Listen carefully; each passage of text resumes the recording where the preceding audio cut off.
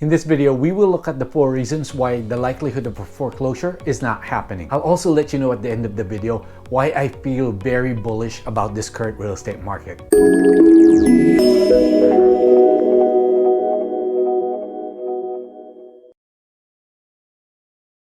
Hey guys, welcome to the channel. My name is Mac Rogers and I'm a real estate broker here in the East Bay. If this is your first time on this channel, welcome. Check out our other videos. There has been a lot of discussions as to what will happen once the 2.3 million households currently in forbearance no longer have the protection of the program. Some assume there could potentially be millions of foreclosures ready to hit the market. If you follow this channel, we've talked about this several times before and why the likelihood of a major foreclosure crisis like what happened in 2008 is not inevitable as some people believe. I'll even go as far as to say it might be a non-event at all. Here's 4 reasons why further proof that this might not happen at all. Number 1.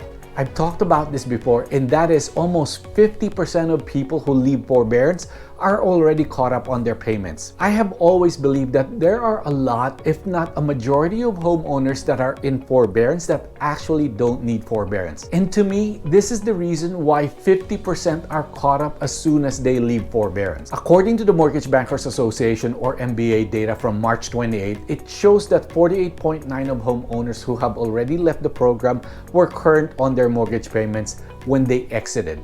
Here are other statistics. 26.6% made their monthly payments during the mortgage forbearance period. 14.7% brought their past due payments current, and 7.6% paid off their loan in full. Now, this doesn't mean that some people on forbearance are not experiencing some form of hardship. This doesn't mean that the over 2 million still in the plan will exit exactly the same way. It does, however, give us some insight into the possibilities of what might happen to the rest of them in the future. Number 2, the banks don't want the houses back. Look, banks are not in the business of foreclosing on properties. They actually lose money when this happens. Banks have learned their lessons from the crash of 2008. Lending institutions don't want the headaches of managing foreclosed properties. This time, they're working with homeowners to help them stay in their homes. Here's proof that they don't want to foreclose. About 50% of all mortgages that are backed by the Federal Housing Finance Agency or FHFA. In 2008, the FHFA offered 208,000 homeowners some form of home retention action, which are options offered to borrowers who has the financial ability to enter a workout option and wants to stay in their home. Home retention options included temporary forbearances, repayment plans, loan modifications, or partial loan deferrals. These help delinquent borrowers stay in their home. Over the past year, the FHFA has offered that same protection to over 1 million homeowners already. Proof that they are jumping in early to fix the problem. Again, no one wants a repeat of 2008. Today, almost all lending institutions are working with their borrowers. The report from the MBA reveals that of those homeowners who have left forbearance, 35.5% have worked out a repayment plan with their lender. 26.5% were granted a loan deferral where a borrower does not have to pay the lender interest or principal on a loan for an agreed period of time. 9% were given loan modification. Reason number 3, I really don't like this one, but if all else fails, the homeowners will be able to sell their house before they get foreclosed. Why? With home prices soaring comes growing equity. No one is walking away from that. Homeowners have record levels of equity today. According to the latest CoreLogic Home Equity Report, the average equity of mortgage homes is currently $204,000. In addition, 38% of homes do not have a mortgage, so the level of equity available to today's homeowners is significant. Just like the banks, homeowners learned a lesson from the housing crash too. Back before the crash, homeowners were using their homes like a piggy bank. Add to that the lax lending standard plus rising inventory, and what started happening was homeowners not having enough equity, or in a lot of cases negative equity, where the property was worth less than the mortgage. Not so this time around. This is why no one is walking away. In the same way that grandparents and great-grandparents were shaped by the Great Depression, much of the public today remembers the 2006 mortgage meltdown and the foreclosures, unemployment, and bank failures it created.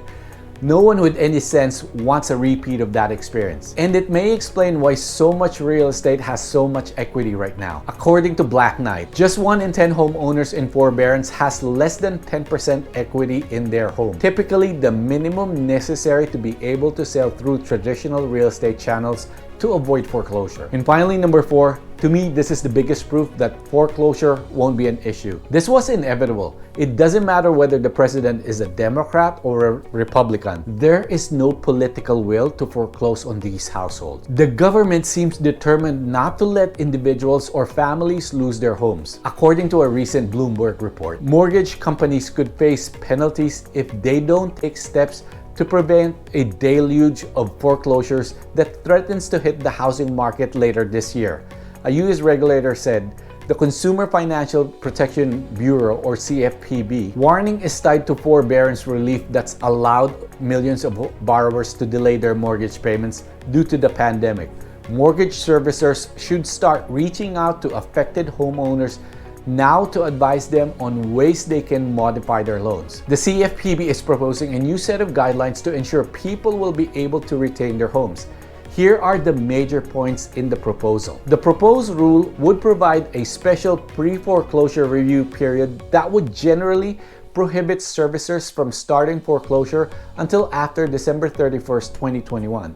This alone means zero likelihood of a foreclosure crisis this year. The proposed rule would permit servicers to offer certain streamlined loan modification options to borrowers with COVID-19 related hardships based on the evaluation of an incomplete application.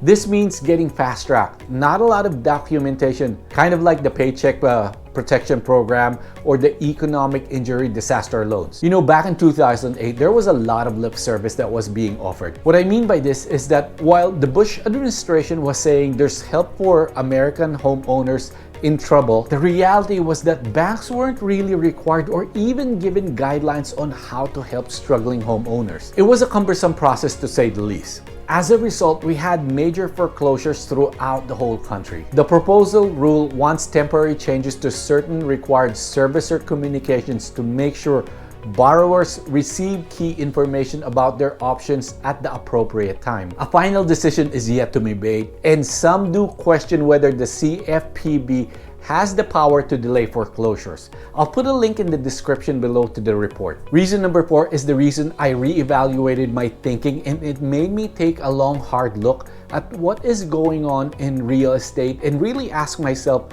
is it a great time to own real estate? Whether that's your primary home or as an investment. If the government is going to step in and basically bail out homeowners, the consequences of owning real estate just went down, right? But what about fundamentally? At the end of the day, the government can do all these cash infusions, bailout, or other stimulus, but if the fundamentals are not good, it will eventually come crashing down, right? Now, this may be oversimplifying it, but let's look at supply and demand. This one is fairly simple. If you've watched my other videos, you know the theme of this market is lack of supply plus insane demand. There was a report from Freddie Mac that said the housing supply shortage will be anywhere from 900,000 to 4 million units by the year 2030. So think about this for a moment. If by 2030 we will be 4 million units short, how will that look like? I mean, how crazy could that be compared to our current situation? According to Freddie Mac, we are already short by 2.5 million units in 2020. So what does this mean to be a property owner or a real estate investor? If you're already a property owner, all this shortage, or the flip side of it, demand, will continue to drive the value of your home. If you're thinking of investing in real rental properties, this also means that rents will continue to grow every year until supply meets demand. And currently, that doesn't seem to be anytime soon. Why do I say that this is not happening anytime soon? Well, according to Fannie Mae, we need about 1.6 to 2 million new housing built every year. We are not building anywhere near that number. And this is not a one-year phenomenon. It's happening every year. Think of our growing number of young people getting older. You know, Gen Y, Gen Z. These people will soon be wanting to start living on their own and living their own lives in their own home. At the same time, before becoming homeowners, guess what they are? They are renters. So for a real estate investor, this is a steady stream of supply of people looking for places to live. And every year, your supply of renters keep increasing and the demand for your rental properties keeps growing, and in tandem, rents also increase, meaning your profits should be increasing year over year. You know, by the way, we haven't even touched upon equity growth. Remember, your equity is growing as well as you pay down your debt and prices appreciate. You know, I see this happening already. I meet a lot of young buyers that are either staying with their parents, trying to save up for down payment, or renters that are fed up with paying rents that increase every year. When I look at these issues that we have right now, the current shortage of housing, the growing population that will eventually be coming to the market, I wonder, why do we think this housing market will collapse? Forbearances that will lead to a foreclosure wave, I think that ship has sailed.